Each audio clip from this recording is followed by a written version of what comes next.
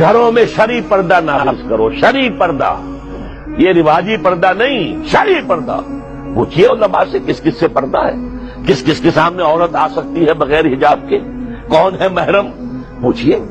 اور چیزیں بھی پوچھتے یہ بھی پوچھئے نا ان سے، پھر اس پر عمل کیجئے۔ اگر آپ اپنے گھر کے اندر پردہ نافذ نہیں کرتے اور شکوہ کرتے جی بڑی عریانی دنیا میں پھیل رہی ہے، تو آپ کو شکوہ کرنے کا حق نہیں۔ عریانی ہے، بے حجابی ہے، بے پردگی ہے، فحاشی ہے، پھیل رہی ہے، کیوں؟ ہم نے خود اپنے گھروں سے پردہ نکال دیا۔ جس کے بعد دو پیسے آ گئے، سب سے پہلا کام یہ کیا کہ برقع اتار دیا۔ معلوم ہوا کہ یہ تو غربت کی علامت تھی، یہ تو گویا کہ دقیانوسیت کی علامت تھی۔ تو ہمیں یہ سوچنا چاہیے، ہماری معاشرت، اب کسی نے قانون تو ہمارے اوپر نافذ نہیں کیا ہے کہ عورتیں پردہ نہ کریں، اللہ کا شکر ہے آج تک پاکستان میں تو ایسا نہیں ہوا ہے۔ مسلمان ملک ایک ترکی بھی ہے، وہاں عورت اپنا سر بھی نہیں ڈھانپ سکتی۔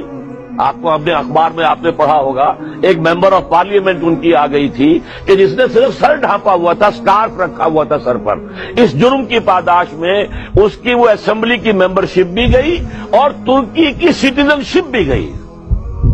ہمارے ہاں تو نہیں۔